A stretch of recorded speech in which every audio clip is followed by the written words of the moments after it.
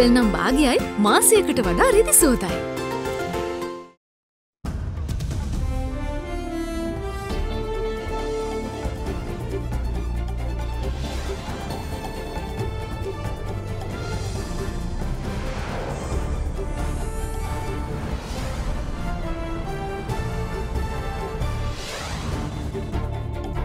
A global beacon.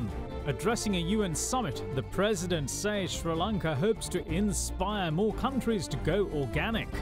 Decades of overuse led to contaminating the land, widespread chronic health problems in the country's farming heartland. Forging ahead.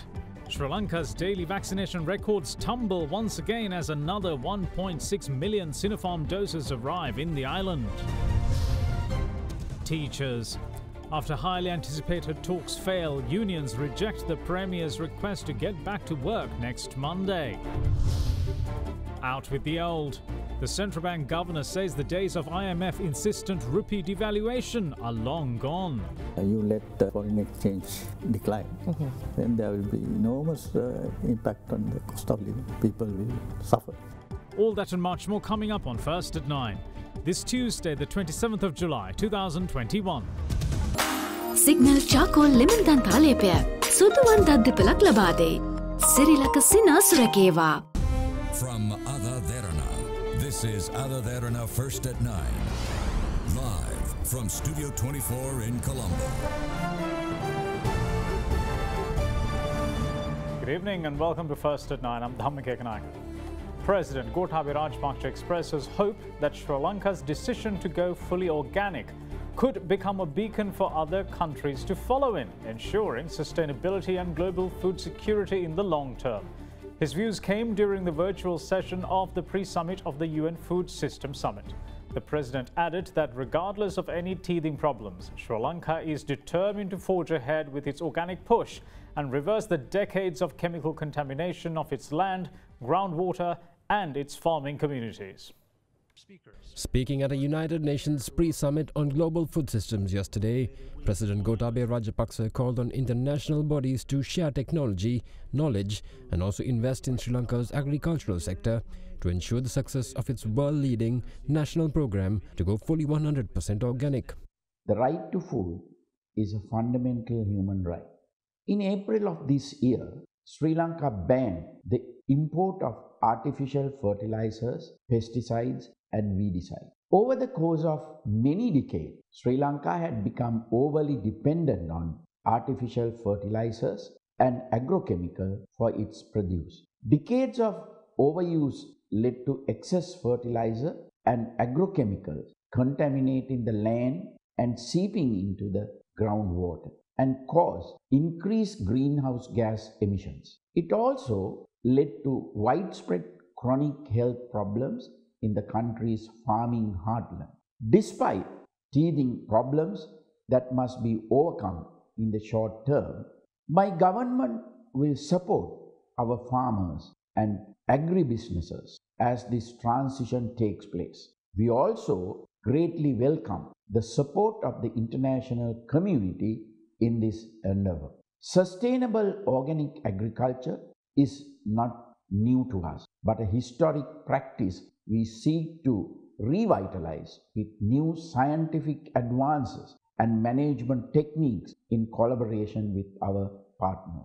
We invite multilateral organizations, governments, climate funds, technical bodies, and experts and businesses to help strengthen domestic production capacity of organic fertilizer, farming, and exports through knowledge sharing, technology transfer, and investment. Sustainable agriculture, food security, and nutrition are key to achieving the UN's Sustainable Development Goals for 2030. I hope that Sri Lanka's example will help inspire more countries to sustainably transform the world food system to ensure food security and nutrition for our future generation. අඩසේ වසකට වැඩි ජනතා විශ්වාසය නව සංයෝගයකින් Rhino රෝෆිං සහ සීලිං sheet. Government spokesperson Minister Keheliya Rambukwella commended the country's skilled financial management Made evident by yesterday's repayment of the $1 billion international sovereign bond issue, despite many detractors expecting a default. Meanwhile, responding to questions over the chemical fertilizer ban having a possible negative effect on the quality of the tea crops, Minister of Plantation Dr. Ramesh Patirana said that it is too early to reach such a conclusion. Sri Lanka dispelled fears people might have harboured of a possible defaulting of its debt repayment yesterday. The island settled a $1 billion sovereign bond, the deadline of which is today. But that may be the first hurdle in a series the country has to clear. 2 more payments are due next year, with the first being a $500 million sovereign bond maturing in January, while a $1 billion bond matures in July. Speaking at the Cabinet media briefing today, government spokesperson Kehiliya Rambukwalla was pleased to have kept Sri Lanka's debt obligation record clean. In progress. පැහැදිලිව ප්‍රකාශ කරේ අපට අපේ ණය වාර්ගයක ගෙවීමට තිබෙන දිනය 26 වෙනිදා 26 වෙනිදා මේ කටයුත්ත අපිට කවදාවත් කරන්න බැරි වෙන තැනකට තමයි රට පත් වෙලා තියෙන්නේ විවිධ චෝදනා ඉදිරිපත් කරා මිසක් කිසිම කෙනෙක් සාධනීය යෝජනාවක් නම් ඉදිරිපත් කළේ නැහැ. ඒ කෙසේ වෙතත් රජයක් හැටියට අපේ මූල්‍ය පාලනය සම්බන්ධව අපිට දැඩි විශ්වාසයක් තිබ්බා. කොවිඩ් වසංගතයත් එක්ක මූල්‍යමය හැසිරීම තාමත්ම දක්ෂ ලෙස කරපු එකට කදිම සාක්ෂියක් තමයි ඊයේ දවසේ අපිට ගෙවන්න තිබ්බ බිලියන. Meanwhile, Cabinet co-spokesperson and Minister of Plantations Dr. Ramesh Patirana was questioned on how the chemical fertilizer ban would affect the tea industry. Well, we are very seriously looking into the different effects in relation to chemical fertilizer ban. And also at the same time, we have gone ahead with the tender process of securing organic fertilizer, which is needed specifically for the tea industry. So we have seen some important and interesting suppliers. They have come forward to supply good quality organic fertilizer. Those consignments would reach Sri Lanka by October this year. So until such time, we have a quantity. That quantity is distributed to the tea factories. Step by step, we are releasing to ensure that everybody gets a share. We are analyzing the situation, but at the same time, I must mention, Sri Lanka has recorded highest yield for first 6 months in the country. We have got 160 million kilos, which is one of the highest in the history ever. So actually, we were looking forward to get highest green leaf quantity in the country in 2021. Despite these difficulties encountered by farmers, we are very hopeful that we should be able to reach our targets. By end of May, we had some 49,000 metric tons of chemical fertilizer at hand. So our requirement is about 150,000 metric tons. So we were having 49,000 metric tons. So we are distributing that. As at last week, we had distributed about 25,000 metric tons. We still have about 24,000 metric tons at hand. That would be distributed gradually over next 4 to 6 weeks period. When asked whether the ban on fertilizer would affect the quality of tea or the crop, Minister Patirana had this to say. We are monitoring the situation very carefully. There had been few concerns, but actually it's too early to come to a conclusion to see whether we are reducing the crop or the quality is reduced. It's too early to predict that. Now, addressing the depreciation of the rupee, Central Bank Governor Professor W.D. Lakshman says that the government's policy centres on moving away from mainstream economic thinking used by the International Monetary Fund that expects countries to maintain a devalued currency in order to assist the export sector. Speaking to Indivri Amwatha on our current affairs program at Hyde Park on AdaDerana 24, he added that using moral suasion in relation to the banking sector, the government is determined to maintain the currency at stable levels to prevent the trickle-down effect of a high cost of living on the public. There is a lot of concern about the devaluing nature of the rupee and also some control exerted by the central bank over the rupee. Is this healthy for the economy? Remember, we talked about different ways of interpreting the same phenomenon in what I used to call mainstream economic thinking. The argument is that you allow the domestic currency to depreciate and it helps domestic exports abroad and also discourages imports into. We have been using this doctrine in the past. I referred to some IMF programs earlier. In the past. In late 1970s we started this, and at that time our dollar was worth about 9 rupees or 10 rupees. Gradually it had gone down and reached 200 now. I can very well remember in the 1980s or so, President Jayawardena, once in a press conference held in Delhi, he was talking about the IMF asking the government to devalue the currency. So he says, I have devalued from such and such a number to such and such. They are continuing to ask me to do that.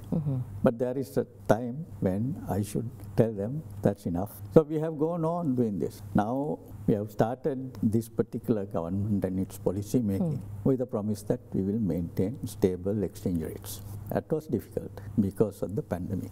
But we are now maintaining the official exchange rate through moral suasion on banks to keep it at a certain level. This foreign exchange rate is a price which has a lot of effects on a lot of things.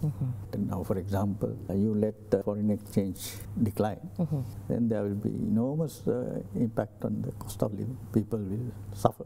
Addressing the government's future relationship with the International Monetary Fund, Professor Lakshman stated that the government may not go for any future IMF programs, but will continue to maintain its membership as is. Does the government has any intention to do away with any IMF relationship that we have? I cannot say intentions of different people, but as institutions, the central bank being directly relating to the IMF in its work, there is no such policy of getting out of the IMF. But the only thing is we are not requesting a program as such. Right. Further, speaking on his expectations for Sri Lanka's chances of coming out of the challenging times unscathed, the central bank governor added that he remains optimistic that the country will overcome its challenges and look forward to better times. You've seen all this throughout our economic development. Are you optimistic about a better future for us? There was a bit of optimism in accepting this position, which when I was asked to do so, I think I still have that optimism. Does that mean you may have been discouraged at... There are times when you get into difficulties, sometimes sleepless nights, but I think we'll get over these problems. Sri Lanka received its largest consignment of COVID vaccine donation to date. 1.6 million doses of the Sinopharm vaccine from China touched down in the island today, with the State Minister of Production, Supply and Regulation of Pharmaceuticals saying that it will be used in the north and east.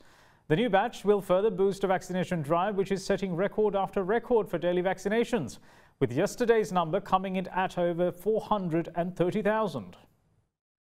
2 Sri Lankan Airlines flights landed this morning at the Bandaranaike International Airport in Katunayake with 1.6 million doses of China-manufactured Sinopharm vaccine doses on board. The first batch of vaccines landed at 8:10, while the second arrived at 10:05.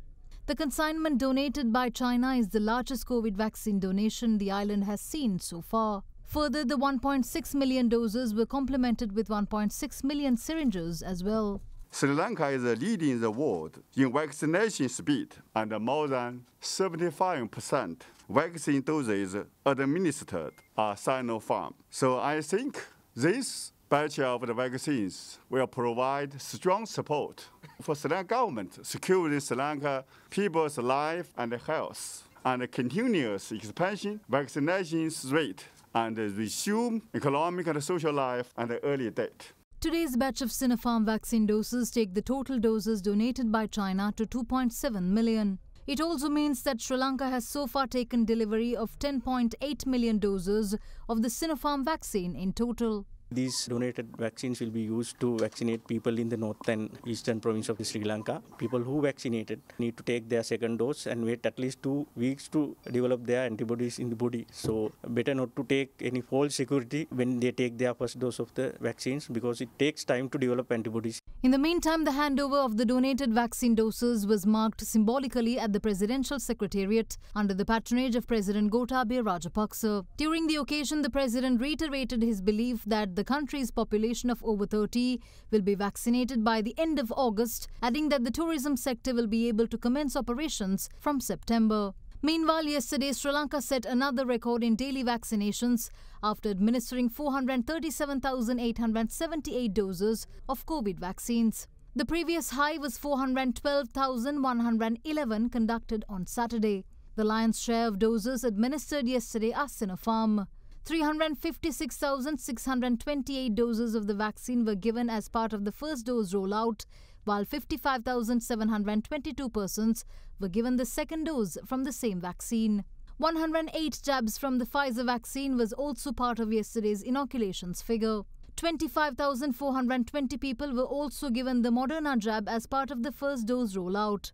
At the end of the day yesterday, a total of 7,839,638 people had been given at least one dose of a COVID vaccine. Out of that number, 1,882,693 are given both doses, fully immunizing them. We'll see you shortly. Stay with us. Big 3. Welcome back. This is First at 9.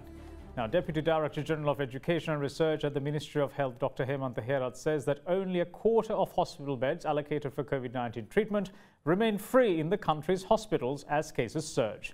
Meanwhile, State Minister of Production, Supply and Regulation of Pharmaceuticals, Professor Channa Jayasumana, says that several hospitals have reported higher number of patients in need of oxygen, which could mean that the Delta variant is spreading in the community. In the recent weeks, the number of new COVID cases confirmed day by day had been on the rise. Some hospitals are at full capacity. Director of the Lady Ridgeway Children's Hospital says that the daily COVID admissions are becoming unbearable for the hospital.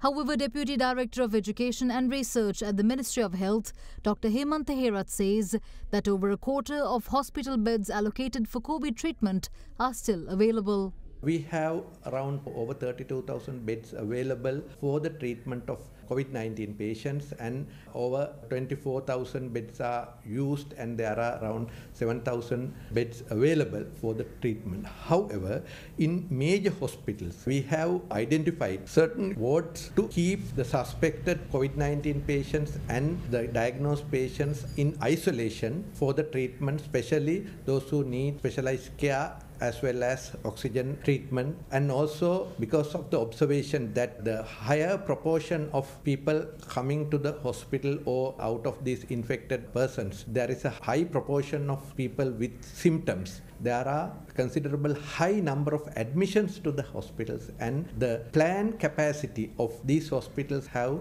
reached their saturation levels. However, the hospital authorities are taking all possible actions to expand their capacity to accommodate these patients, and also to transfer the relevant patients depending on their risk to other hospitals to give a better service. In any case, high hospitalizations had been a significant feature during the third wave in the island, with the Alpha variant, which originated in the UK, being at the heart of it. But now the health authorities are warning that there might be up to 30% of undetected Delta variant, formerly the Indian variant, infections in the community. Known to be worse than the Alpha variant, a key characteristic of the Delta variant is the oxygen dependency. That was gruesomely made evident in India when it brought India's health system to breaking point, as thousands died owing to lack of oxygen.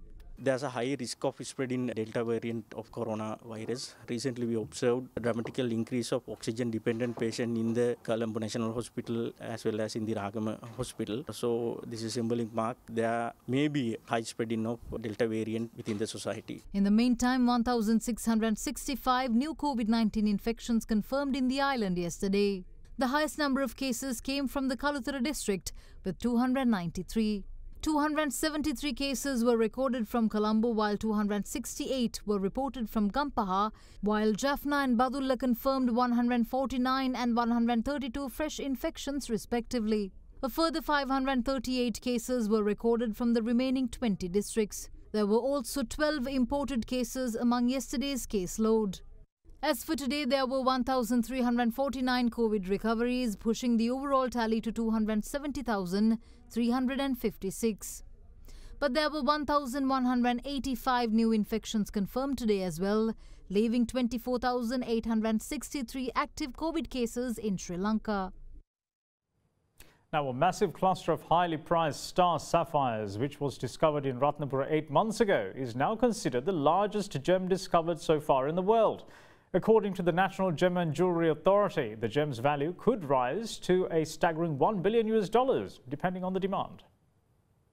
A star sapphire cluster weighing around 510 kilograms had been discovered from the area of Kahavatta in Ratnapura. It is considered the world's largest. Though it's priced at 12 billion rupees, the price could rise further depending on the demand. මේක මාස 8කට විතර කලින් හම්බෙච්ච ගලක් මේ පුජ්‍යලික ඉඩමක තිබිච්ච හම්බ නිසා ඒ සම්පූර්ණ අයිතිය එතුමාට. ඉතින් බර කිලෝ 510ක් පමණ තියෙනවා. කැරට් වලින් ගත්තොත් කැරට් 25,50,000ක් මෙතෙක් ලෝකයේ ඉතිහාසයේ ලැබිච්ච විශාලම මැණික සෙන්ටිමීටර් 100ක් දිගයි. පළලින් ගත්තොත් සෙන්ටිමීටර් 72ක්, උසින් ගත්තොත් සෙන්ටිමීටර් 50ක්. ඒ කියන්නේ මීටර් භාගයක් උසයි. බදන්න බැරි විශාල ප්‍රමාණික ගලක්. තාම දුර්ලභ ගණයේ මැණිකක්. මේ මැණික අපි විශ්වාස කරනවා මේක ඩොලර් මිලියන 100 නෙවෙයි ඩොලර් මිලියන 510,000කටත් එහා පැත්තේ මිලක් ලැබෙයි.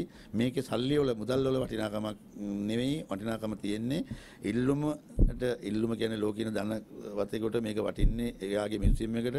එයා සරන්ඩි පිටි කියලා නමකුත් දාලා තමයි අපි මේක දැනට දැනුවත් කරේ. රාජ්‍ය පංගුව කියන්නේ මෙමෙයි මැණික් දේශීය ආදායම් එකට යනවා 2.5%. මේක අපේ රටට මේ වෙලාවේ රට මේ ආර්ථික වශයෙන් වෙන පැත්තකට ගිහිප වෙලාවක අපිට ලැබිච්ච ලොකුම සාඩම්බරයක්. Prime Minister Mahinda Rajapaksa today requested teacher trade unions to drop their protests and resume work from next Monday. The Premier made this remark when the newly appointed ministerial subcommittee met today with the objective of resolving the salary disparities. The unions, however, called the talks as unsuccessful, stating that the outcome was not what they desired. The teachers and principals trade unions shunned online teaching for a 16th day today in protest of their salary anomalies. The relevant cabinet paper pertaining to the resolution of salary anomalies was submitted to the cabinet yesterday, and it had been decided to appoint a ministerial subcommittee chaired by the Prime Minister to resolve the matter.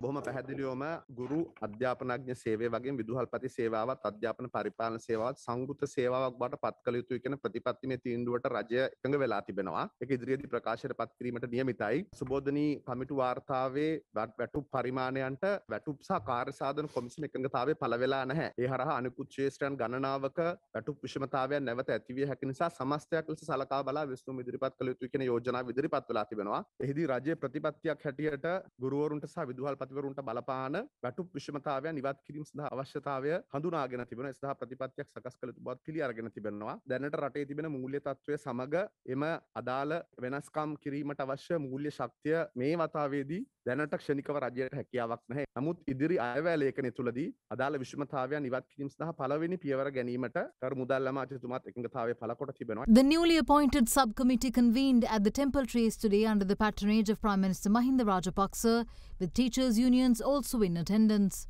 During the talks, the Prime Minister had said that the matter must be discussed with the National Salaries Commission before moving ahead. As such, the PM had asked the teachers' trade unions to resume work from next Monday. The unions, however, view the talks as unsuccessful. ගුරු සංඝං සහ විද්වල්පති සංඝං සියල්ල අපි ඒක මතිකව ඒ අනු කමිටුව ප්‍රතික්ෂේප කරා. මේ රැස්වීමේදී කිසිම ලෙසකින් කිව්වේ නැහැ ඊළඟ අයවැයවත් මේක බලනවා කියලා. අපි පැහැදිලිවම ඉන්න ස්ථාවරේ තමයි අපි දැනට අරන් දෙන වෘත්තීය ක්‍රියාමාර්ග සියල්ල අකණ්ඩව ඉස්සරහට යනවා මේ ගැටලුව විසඳනතුරු.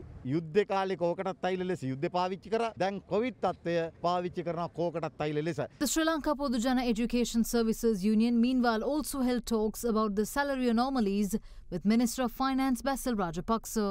දල්ලා මාත්‍ය ගරු බැසිල් රාජපක්ෂ මැතිතුමා එතුමා අපිට සිත පැහැදෙන තීන්දුවක් ලබා දුන්නා මේක කරනවා කියලා. ජෝසප් කියන ඒවා කෙරෙන්නේ නැහැ. නමුත් අපි කියන එක කෙරෙනවා. ඒක අපිට ඉරහඳ වගේ විශ්වාසයි.